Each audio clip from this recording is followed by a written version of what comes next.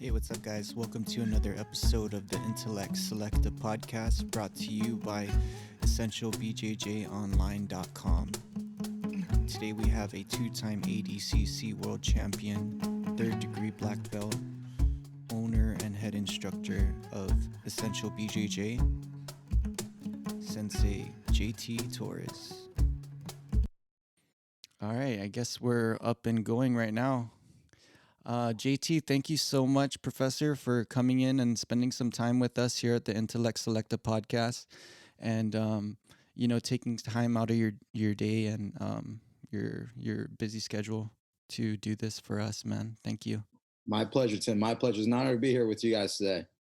Sick, man. It's pretty cool. It's a good intention project where we get inside the mindset of people elite in their field, and just to try to provide value for other people that want to do this, like Absolutely. younger or in the far future. So Absolutely. Absolutely, man. It'll be, I'm excited to share some of my uh, knowledge from within the mind when it comes to, going out there and achieving your goals. definitely, I feel like martial arts and BJJ and surfing. I feel like all of those have really good um, ties into philosophy. So that's pretty cool. Oh yeah. Oh yeah. 100%, man. Without a doubt. Right on. Can we start with your origin? Let where were you born and who were your mentors growing up? Yeah. So I was born and raised in New York.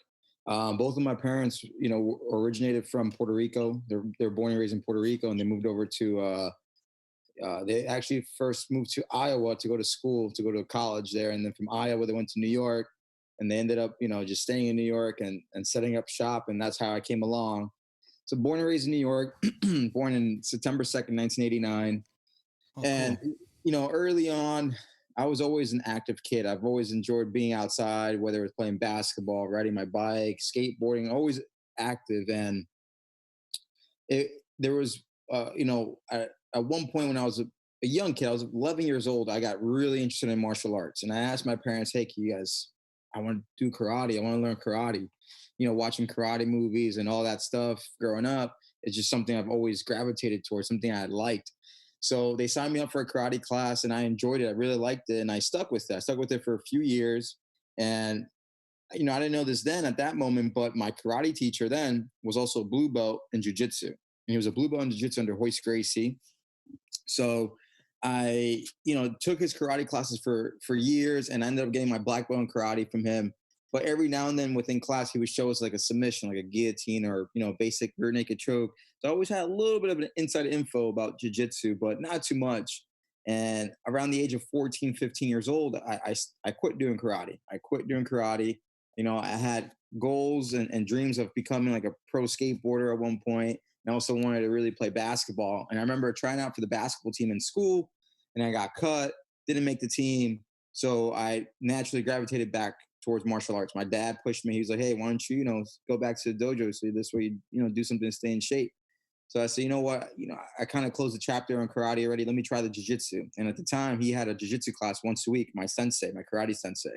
So I went to the jiu-jitsu class and I really liked it a lot. And within the first few weeks of training, I knew this was I was going to do for the rest of my life. I was going to do jiu-jitsu for the rest of my life. I loved it right off the bat, and I remember giving myself three goals. The three goals I gave myself were: one, I want to earn my black belt; two, I want to open my own academy one day; and three, I want to become a world champion. And I'm proud to say that I've accomplished those three main goals I set out when I was a young kid, you know, 15, 16 years ago now. Um, yeah, man. So that's where I'm from, born and raised in New York. And I started my martial arts journey in New York, and now I came back to New York after spending years of traveling the world. And I lived in Maryland for 5 years. I lived in California for 4 years. You traveled the world all throughout those years too, and now I've kind of set up my shop and planted my roots back home in New York and opened my own academy about 3.5 years ago now, 4 years ago now. That's pretty freaking awesome, dude. We'll Yeah. come back to the three mountains, um, and we'll try to see what your new three mountains are at the end, because Absolutely. that's sick, dude. I mean, Thank you. you're that's what this show's like intended for, is okay, we got to get inside the mind of this, because you've accomplished the three mountains that you set out to accomplish in Yeah. less than 15 to 16 years, Yeah. which Yeah. is amazing. Um, Yeah. so, who were your mentors? I mean, I know you were talking about your parents. Yep. Is that where you got your hard work ethic? I mean, Puerto Rico and Guam are pretty tight. I mean, Yeah. so Yeah. can you touch 100%, up on man. that? Yeah, 100%. So, my mentors from the beginning were definitely my parents, my mom and dad. And my mom and dad were super hard workers, man. They moved from a small island to Iowa, out of all places. They went from a tropical island to Iowa to go to school and try to, get an education so they can, better their future and, provide a better life for, me eventually, and my sister and brother that, they came along after me. So they only know hard work, man. The only way they Mm-hmm. can make it is hard work. So seeing them, with my own two eyes, working hard and building a life for themselves was inspiring to me. For And real. my dad always put that in my mind, like, if you want something, you got to go all out. And I remember telling him, Dad, I want to do this jiu-jitsu thing. I want to do it. And he goes, all right, well, if you're going to do it, we have to go 100% in it. There's no, there's no half half-assing it or anything of that sort. If you're gonna set out to do this, you have to do it 100%. I was like, Mm. all right, Dad, let's do it. And I remember being in the backyard with my dad. This is when I was also doing karate at the time. He would be holding pads for me. I'd be hitting the pads and stuff like that. Like, that's the kind of father I had. He still have. Thank God. He always pushed me. If I told him I wanted something, he made me shake his hand like, hey, you're gonna commit to this. If you commit to this, I'm gonna help you, but we're gonna go all in. So those are Wow. my mom and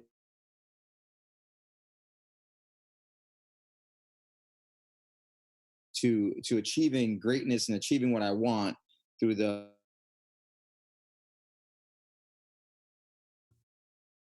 Nice. Dude, that's crazy, man. We kind of cut out a little bit there towards the end. But we got the gist of it for sure. Your father, hard worker, man. That's interesting how he made you make a deal at like 15 years old, dude. Like, shake my hand, boy, and freaking honor your yeah, if you're gonna word, you know? yeah, if you're gonna go all in, you're gonna go all in. Yep. That's crazy, dude. That's so cool. Yeah. Thank you. I love it when because so far everybody they honor their parents on this Intellect Selectah podcast. Because I always ask them who's their mentors growing up, and also who was the mentor in the beginning days of their pursuit for their dream. So, Right. who was your mentor? I mean, okay, so you train with your sensei who is a blue belt in jiu-jitsu. I mean, the list of who's who you've trained with, who were the first guys that kind of opened up or cracked open the door for you in the beginning of jiu-jitsu? Well, definitely my karate sensei in the beginning. He's the one who introduced me to the world of martial arts. And at the time, the cool thing about my karate sensei was at the time when I first started training with him, when I was 11 years old. He was a fighter. He was fighting NHB at that time, which was that's what MMA was called back then. They used to fight in the ring Mm, with MMA gloves on. So he knew the importance of learning different martial arts and seeking out further knowledge. So he's the one who set me on the path of grappling. He had me. He also had my parents sign me up for wrestling when I was a kid. So since I wow. was a kid, I was doing karate, wrestling, learning a little bit of jiu-jitsu here and there. So he's the one who really set me on the martial arts path. And then once I got myself going, I've had a lot of great coaches throughout the years, but you know, I would say the first coach who really introduced me to training hard, training the right way to achieve, to achieve the goals I had in mind was Jared Weiner from BJJ United in Philadelphia. And he's somebody that I used to drive down to his academy three times a week. And his academy is about 2.5 hours away from where I was living in New York at the time. So I made a Dang. commitment to drive down because I love the atmosphere at his academy. He had an atmosphere where it was a really friendly and cool and welcoming atmosphere, but it was an atmosphere that once you walked in, you knew everyone was there for a reason. Everyone was there working towards their goals, whatever those goals may have been. Everyone had different goals, but everyone was working together as a unit, motivating one another, and you can feel that energy on the mat. And then Jared, as a coach, he was he doesn't mess around. So when I told him what my goals were, he was like, all right, kind of just like how I told you about my father, when I was a kid. It's like, all right, if you're going to do this, we're going to go all in. So Jared was the same way in that, in the sense of that, where he told me, okay, we're going to go full blown. You gotta, you gotta make sure you stay on track, keep your mind right, keep your good head on your shoulders, and let's stay focused and let's work hard. And he's the one who really started setting me on the path of becoming a world champion. Wow. Yeah, Jared, for the guys listening in, he's an affiliate also of the Purebred Jiu Jitsu, as well as JT and Fuckeye as well. Yeah, It's a big family here in the Pacific region. I'm in Florida right now, but nice. all my boys are pretty badass Yeah, and what they do, and it kind of made it easy to do the podcast, JT, for real, because thank you. the network of everyone is world champion, world champion. It's go all in. How did you overcome negative self-talk? I'm sure at this point, when you're making that decision to go all in with Sensei Jared, I'm sure there's internal battles prior to jumping in.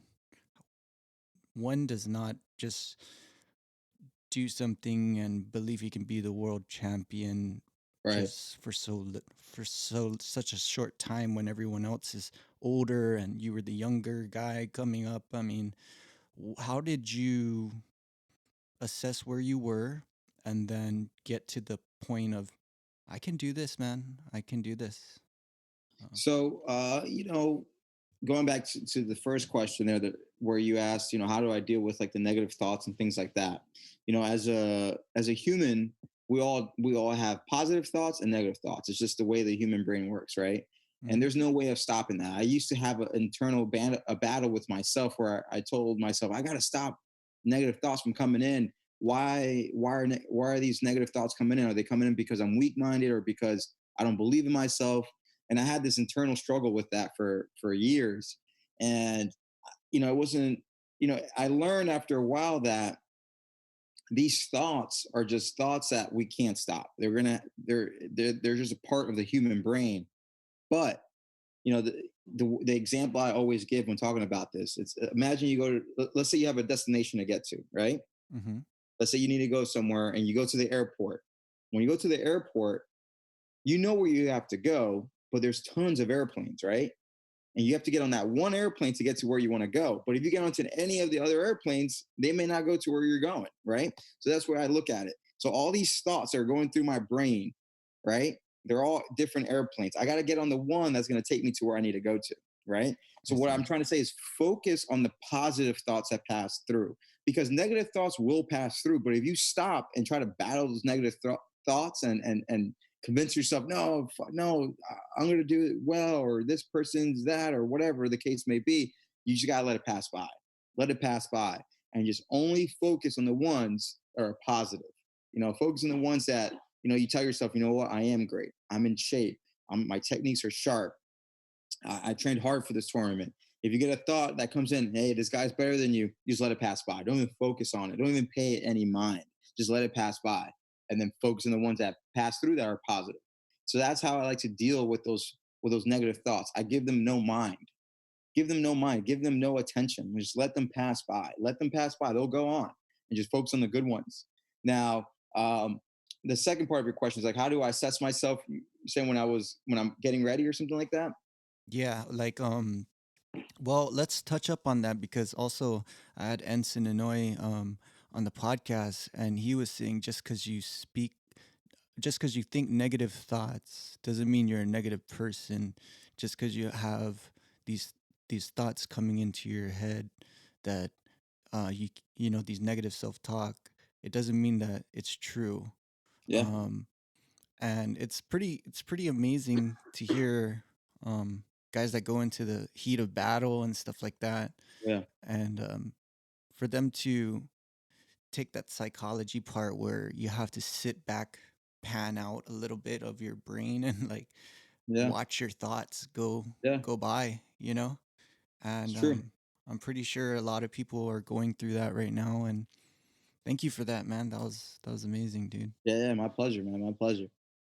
Yeah, going back, I was just wondering, like, how did you prepare for, you know, your your big matches in BJJ? Like, what was the mindset? What was the?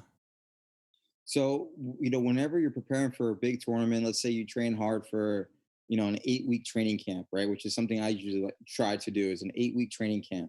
Now, for those 8 weeks, you're physically getting ready, you're running, you're lifting, you're sparring, you're drilling, you're doing everything you need to do to get your body right.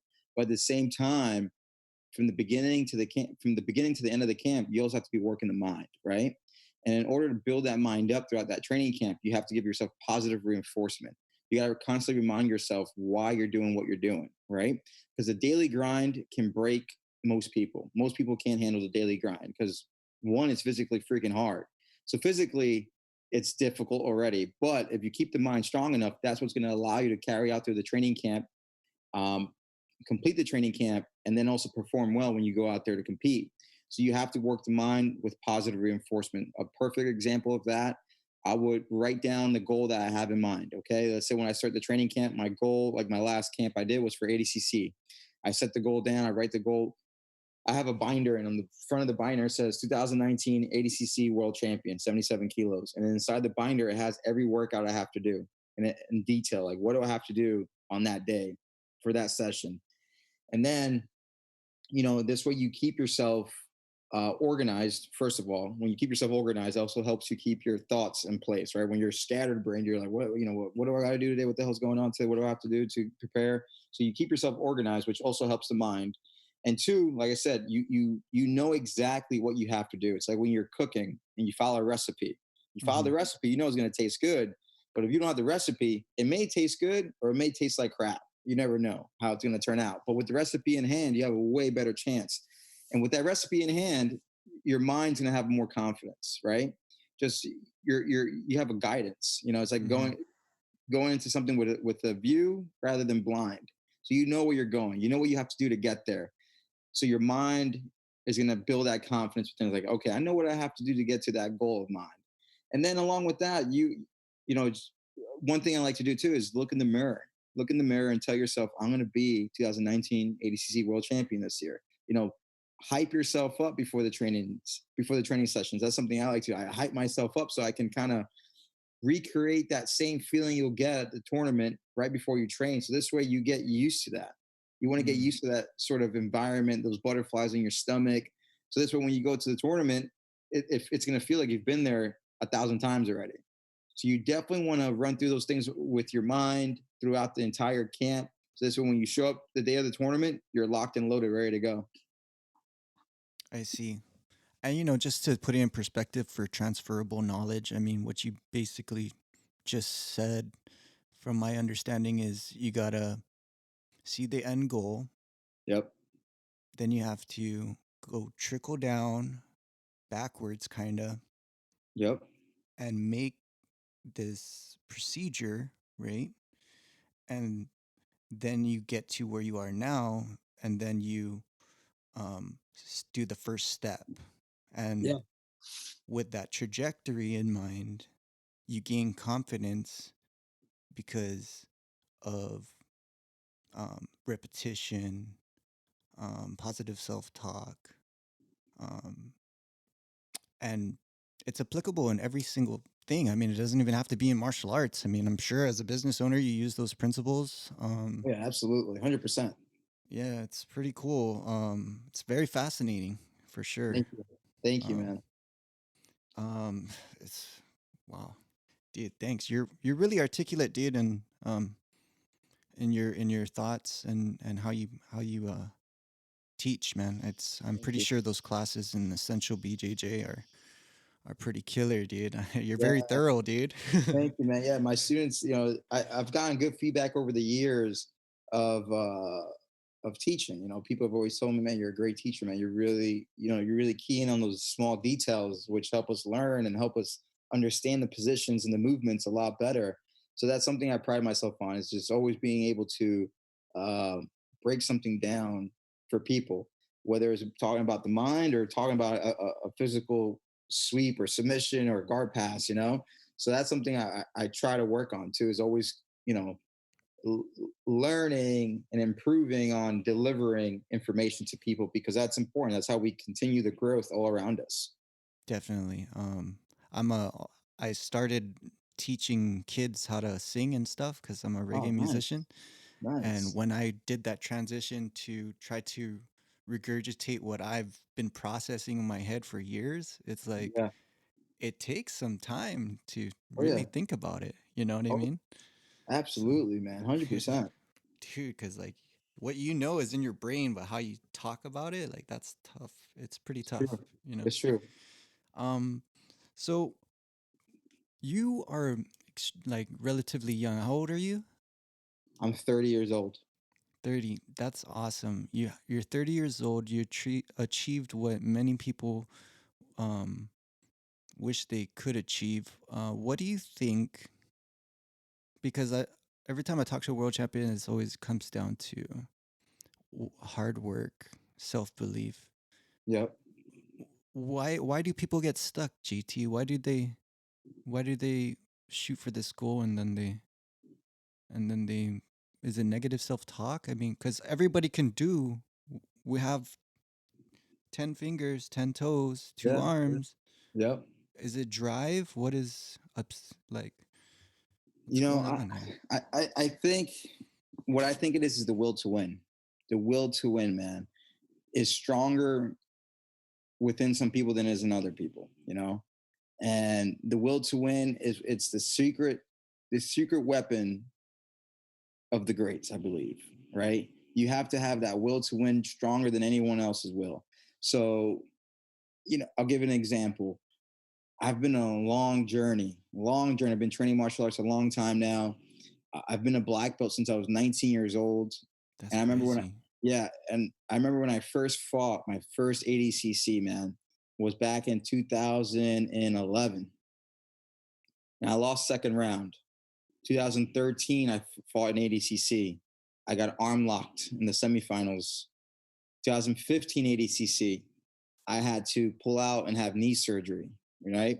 So I had a lot of ups and downs, man, a lot of ups and downs. And, you know, I could have easily said after the second ADCC in 2013, I'm like, you know what, screw this, man. This is, you know, I'm not getting to the goal that I want. Screw this. I'm not going to do this again, because I'll be honest with you, man.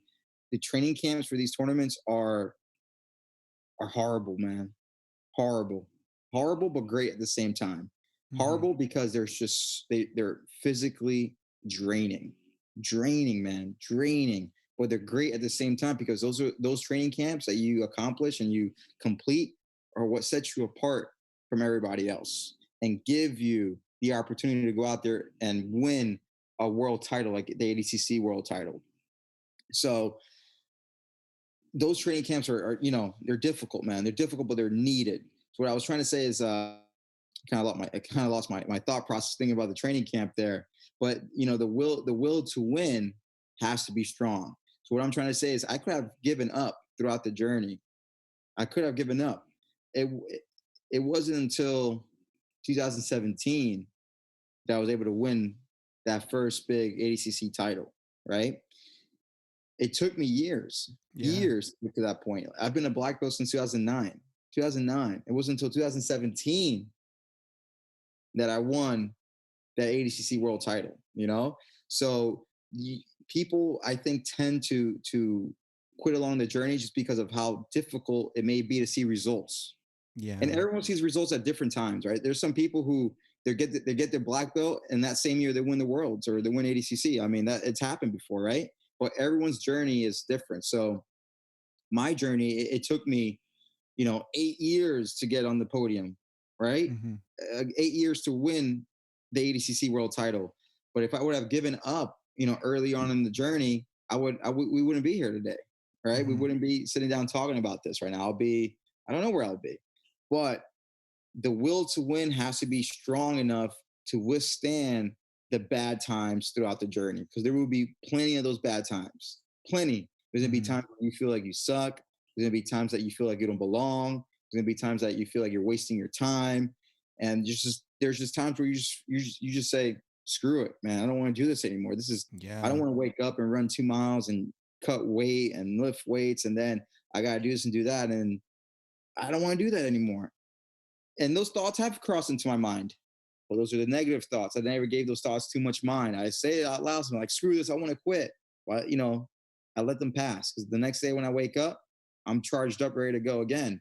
And that's the will to win, man. I have a will and made to win. I want to win so bad. So that will has to be strong enough to withstand the bad times. Mm-hmm. And it helps to have like-minded people. I mean, like you said, you're training in a gym where everyone has, these giant goals, and Yep. um, it's tough for other people that don't have that, but still managed. I mean, there's world champions out there that still manage, with no crew to get it done. Um, Yeah. Yeah. so, um, but it's an individualistic kind of sport what you guys do, because you're the one waking up at 4 o'clock in the morning, going in to outwork the opponent or the adversary. Yep. After that, I mean, was there a point where you're like, because for me, right, JT, I'm a musician, and a couple months ago I dropped a song on social media every single day for 2.5 months. Wow. And before then, one of my disciplines when I was growing up in after high school was I would never listen to any music, because I didn't want to be influenced. I wouldn't read a book because I didn't want my thoughts to be influenced at that particular moment. And Wow. those are the types of sacrifices that I do, because I feel like it's gonna put me one up against the whoever. I mean, just against myself. You know what I mean? Yeah. Yeah. Yeah. Um, and I reached the point where, after doing this, just a couple months ago when I was doing that, um, I reached a point where I was like, dude, no one's working harder than me. No one's working harder than me. No one's working harder than me. And even if that wasn't true, I mean, I believed it. And then I kept Okay. it, added fuel to the fire. And it was kind of like what you were saying. I'm pretty sure when you were training for the ADCC, you wanted to outwork everyone else, right? And that's kind of what gave you that drive, that gave you that, that thing, that missing piece that other people don't have. Oh yeah, absolutely, man. I remember being in the gym sometimes and envisioning my opponent next to me. Like there would be times I'll be running on the treadmill or lifting weights, and I'll envision the guy next to me also doing the same workout. And I said, "No way, man! I'm gonna outwork this guy right here. I'm gonna outwork this guy." Hmm. It comes to a point where you kind of have to go a little bit crazy. You have Yeah. to be a little bit crazy sometimes. And I always go back and say I have to go into a deep, dark place sometimes for these training camps, Mm. where I cut off most of the world for 2 months, 3 months, whatever it is I'm training for. And you go a little crazy, man. You gotta be a Yeah. little crazy to do that. And uh but it's necessary, man. That's why there's only a few world champions. There's only a few people who can put out a song every day for 2 months, 2.5 months. There's it's a small percent of the population that can do that. So Hmm. you gotta set yourself apart from everybody else, man. You gotta go a little crazy. You gotta go The deep f- into the the mind. formula is pretty easy, right, JT? Just work Yeah, harder than everybody else, man. You exactly, want to man. be in the Exactly. NBA? Freaking Yep. go work, go shoot more shots than anybody else. You want to be a Exactly. world champion? Spend more time on the mat. Yep. Exactly, man. Stoked though. I mean, it's all love, because we're alive, and all these negative self talk and everything, man. I mean, if you want to live in that wormhole, which, I'd say at least 80% of the world does right now. And Yep. that's why what the intention for these kind of podcasting, or just with my reggae music, is try to sway the um, social consciousness to get to a better, Hundred healthier percent. Yeah. mindset. Absolutely, man. So that's really cool. It's really fascinating. Yeah. Thank you again so much for doing this, dude. It's My it's pleasure. amazing, bro. My pleasure. Yeah, I mean, let's go back into the business side. Yeah. Right now, you're doing Essential BJJ online, where you've laid out like courses for every single part of jujitsu, whether you're, white belt or kids, or all the way up to black belt techniques. You also manage, your Instagram, social medias. Yeah. I mean, dude, you're a workaholic, and you still manage to teach, at least 4 times a week, Yeah. Oh yeah. which Oh yeah. is insane. You're running a successful uh, business at 30 years old, and I'm 32, and I can applaud you for that. You're an Thank inspiration you. to me, Thank you. um, Appreciate that. and all the young entrepreneurs and older entrepreneurs as well. If Oh you're yeah. a prime example where if you set your mind to it, you can definitely achieve it. And the problems will present themselves, and you just have to overcome those challenges in the best way that you can. And let's talk about your from crafting the idea to Essential BJJ to its physicality. What was the main intention to open up the gym? So the main intention was to just give back to the community everything I've learned and gained over the years of just training, competing, traveling the world, training and competing in different international tournaments. I just wanted to give back everything I've learned to the next generation, right? To the next generation of jiu-jitsu players. Hmm. And like I said early on in my career, this is something I've always wanted to do. I always wanted to open my own academy. I thought such a cool idea.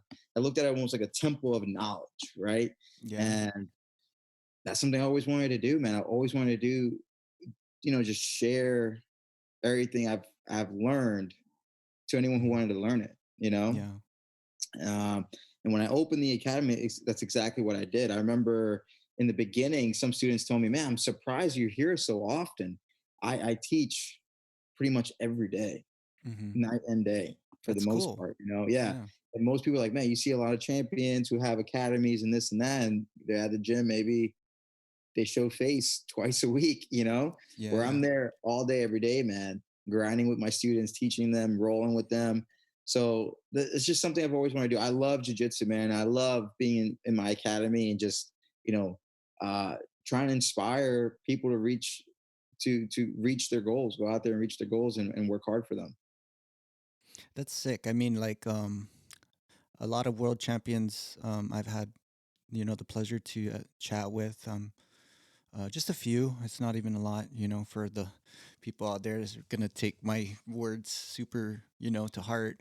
Yeah, Um, but like they go through this phase, man, where it's like they accomplish their goals, and then they reassess, and then they go straight into empathy, and then they go into service, and they go into giving back. You know, yeah, even in the surf community, I mean, people want to be world champion. They become world champion, then they're doing beach cleanups and right, helping, giving back. I think right, that's such absolutely, a young stage for I think young people um, such as you and I to be on that stage already. yeah, Um, the empathy stage and the giving back stage. I think the intention is just for other people to get stoked out on what we do and be good people. absolutely, absolutely, You man. know. I agree with you 100%. And it's amazing, man. I mean, it feels long. We're 30, but dude, look, we have another 30 years, hopefully, to like expand and expound upon this. And Oh I yeah, can't oh yeah. wait, man. It's Keep stoked. furthering our knowledge and just passing it on. Hmm. Who is your dude? You've trained with everybody, man. I mean, you said so many names. Like, who is the guy waking you up um at 4 o'clock in the morning? I gotta beat this guy in your career. When you're chasing whoever you're chasing, was it a guy or was it always about the title? Uh, was it a For guy? Like, you know what I for mean? for for me, I mean, I've had opponents who I've battled with a lot. Guys, Lucas Lepre, he's someone I've battled a lot with over the years. But to be honest with you, when it comes time to waking up to prepare for that tournament, I have the goal in mind. I try not to focus on just anybody, because I see. sometimes you may focus on one person, right? Hmm. And then you show up to the tournament, you don't even fight that person, right? Oh, I And then if see. you Yeah, yeah, yeah. focus on that one guy and you end up fighting someone else, you may not be mentally ready to fight that guy because you just gave all your focus to the other guy. Hmm. So what I try to do is always just keep the goal in mind. So for example, ADCC 2019, every day I woke up and told myself I have to train hard today to give myself the opportunity to become ADCC world champion again this year. So that's the way I would think about it. That's the way I Hmm. will hold. That's how I will hold myself accountable in the mornings to help me wake up, get up early to go hit that workout. Was keeping the goal in mind, not just one specific person though. I see. I see. That's insane because I'll share this with the listeners. What I do, and it sounds like what you do as well in your field, dude. I'll pretend, bro, like if I'm writing a song or if I'm gonna perform or if I'm gonna do interviews with world champions. It causes me a lot of anxiety, and what I do is I imagine it's done already. Like sometimes I'll imagine I have like whatever Grammy or whatever in the room downstairs that I can't see, but I know it's there. And Yeah, dude, yeah. I'm crazy, man. I'm nuts like that. Like it's a lot of visualization and a lot of delusion, man. Yeah. You gotta be crazy, man. You gotta be a little bit crazy. Yeah, yeah, dude, it's crazy, but it's super cool to see like in this generation, right? Things getting documented, Yeah. things getting businesses being popped up early, Yep. because back in your day, back in when when we were doing it, no one had online courses, no No. one had stuff. You had to fly there or be friends with them to get the good training that you want. Yeah, And that's true.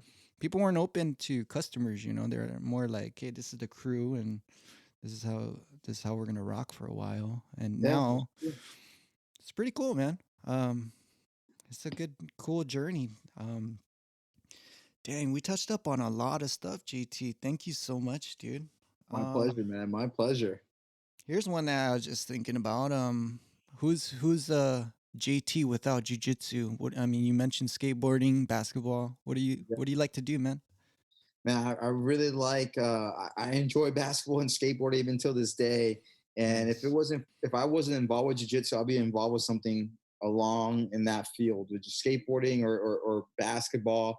I Mm-hmm. was never tall enough to become a professional basketball player, but Yeah. uh, maybe I could have been involved with designing sneakers or something of that sort, because that's something I've always loved is sneakers. Mm-hmm. I'm a sneakerhead. I have a big collection of sneakers, Sick. and it's something that I started doing when I was a kid, when I Mm-hmm. first started skating and just falling in love with the culture of basketball Mm-hmm. and skateboarding, and along with those two cultures, sneakers are a big thing. You got Oh to have yeah. good Mm-hmm. skate shoes to skateboard well, and you have to have good sneakers to play basketball well. And then I remember starting to see, like, when I was growing up, some of my favorite basketball players were Allen Iverson. I remember I had his sneakers. There was Mm-hmm. Tracy McGrady. I had his sneakers too. There's that Penny and that Penny and that Hardaway. Yeah. all those dudes, man, all those dudes I used to love, man. Kobe, of course, man, rest in peace, Mm-hmm. Kobe.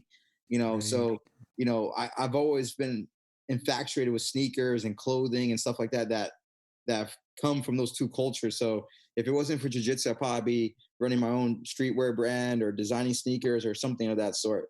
Sick, man. Maybe that's a future thing that we can see from JT. Yeah, yeah. Maybe when my competitive career is set and done, maybe I can Mhm. start working on that. Yeah, I feel like BJJ is growing, and because of guys like you, and the guys before you, as of course, and your students. I mean, they're gonna Yeah, grow. They're gonna want to rock your stuff, dude. Like yeah, absolutely, man. um, Absolutely. look at how the Fuck Eye Boys started. Just start in the back of the trunk, dude, and have the boys wear it for a little while, and boom, shit just Took rocks. off. Yeah. Yeah. So you're still competing. Let's talk about the three new mountains. Do you have any three new mountains? So what I want to do, I want to continue on growing the academy. My goal is to make my academy a worldwide name, household name. So when people say, man, that I train at Essential, or did you see what Essential's doing? Like Essential is one of the best academies in the world. That's my goal, is to make my academy one of the best in the world, and I think I'm on the way. I'm on the way. I'm there. I'm on the right track. Mm-hmm. Another mountain I have I want to accomplish and climb is creating a world champion of my own, man. Yeah. I would like to coach someone in the finals of ADCC or the Black Belt Worlds one day and have them Sick. win that gold, and me share that, you know, that moment with them. I would love to accomplish that and get that done, which I believe I will one day. I have a whole bunch of, young, hungry competitors that train with me now, and I know I have a few. There's a few guys in there that are going to do it, man. They have the potential to do it. I have a whole room full of them, so I'm excited to see where we're at in another 5-10 years. And then my Definitely. third mountain, man, I would say my third mountain is pretty much to have an academy full of black belts one day, but black belts on and off the mats, man. Yeah. I want to help produce world class black belts, but people who also want to give back and help others on and off the mats. Beautiful, man. Light workers. Yeah, yeah, exactly. Um, yeah, soldiers of jiu-jitsu, man. I mean, most of the jiu-jitsu people that I know, I've never even met a dickhead jiu-jitsu, honestly, like Yeah, ever. I've never, all right, ever met them. that's good. That's good, Um, man. I'm sure they're out there, but Oh yeah, I've met a you know. few. I've met a few myself, man. There's, I mean, when you've trained, as much as I've trained and all over the world, I've Mhm. definitely come across a few. But for the most part, man, I gotta say the jiu community is amazing. Everyone's pretty cool and down to earth and always willing to share and open up.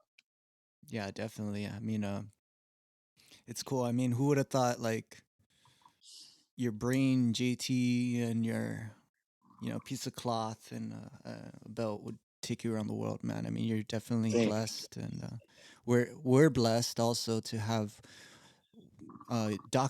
documented things about you because there's a lot of guys in the old school realm that were never documented, Yeah. and we could have learned something from them too, but they just didn't document it. I mean, Right. that's Right. but we're Well, living that's in a thanks to great guys age. like you, man, who are doing things like this, and starting podcasts like this for people to be able to seek out and learn from. So appreciate you too, man, for doing what you're doing. Stoked, man. Yeah, it's honestly cool because I'll share this with you when I said I'm detaching from music because it was my selfish inhibition to music, everything music. Even though I was doing my lyrical content is for other people to grow and stuff, but it was always that thing for me like music. As soon as I let that go, like a couple months ago, dude, like I'm talking to world champions now, and it's so cool how the Awesome, man. life works out. Awesome. Well, let's shoot. Do you have a favorite quote, JT? Hard work works, man. Hey, all That's something right, I man. live by. It's simple, it's straightforward, and it's true. Hard work Mhm. works, man. Something I live by every day. It's so crazy because when you said the hard work works, you have to believe that. There's a certain amount of faith in there that's not seen, dude. I mean, just work harder than everybody else. That's it, man. That's it. Yeah, this formula's simple, man. Simple, man. It's simple. I remember watching like a wrestling documentary once, and the guy, they asked him, he was the coach, and they asked him, "Hey, how Mm-hmm. easy is it for your athletes to cut weight?" And he goes, "Or how do you cut weight?" And the coach said, "It's pretty simple." He goes, "You eat less and you work harder." you know, and Right. for someone who's cut weight before, cutting weight's horrible, man. It's horrible. It's not easy, but when you think about it that way, you're like, man, he's right. It is pretty simple. He's got to just eat less and work harder. But Mm-hmm. that's something I try to think about with other things too, and something all across the board is just hard work works with anything. If I want to, I don't know, if I want to win a world title, if I want to clean up my house and have it looking nice, hard work works. You got to put in the work to get it done. Put some elbow grease in there, huh? Yeah, yeah, that's it, man. Exactly. Right on, A. Man, thanks, JT. I really appreciate you. I know you're a busy guy. You probably got some interviews lined up later on. Freaking appreciate you, man. I'll have this up Likewise. for the peeps real soon. I'm pretty quick on it. It's just Okay. audio, you know. Okay. Perfect, And man. Let's do it. if one day I head up to where you guys are at, I would love to drop in and maybe do a live kind of interview in the future. Let's do it, man. Be I'm, sick. I'm all in for that.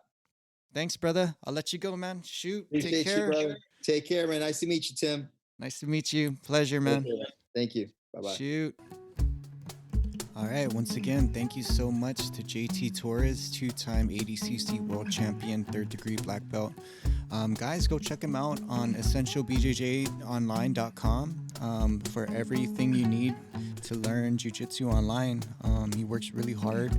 Thank you, Sensei. Check him out at JT Torres BJJ on Instagram and all social media platforms. Link in the description below. Please subscribe to the channel. Please like it wherever you're listening, and give some good vibes. Peace.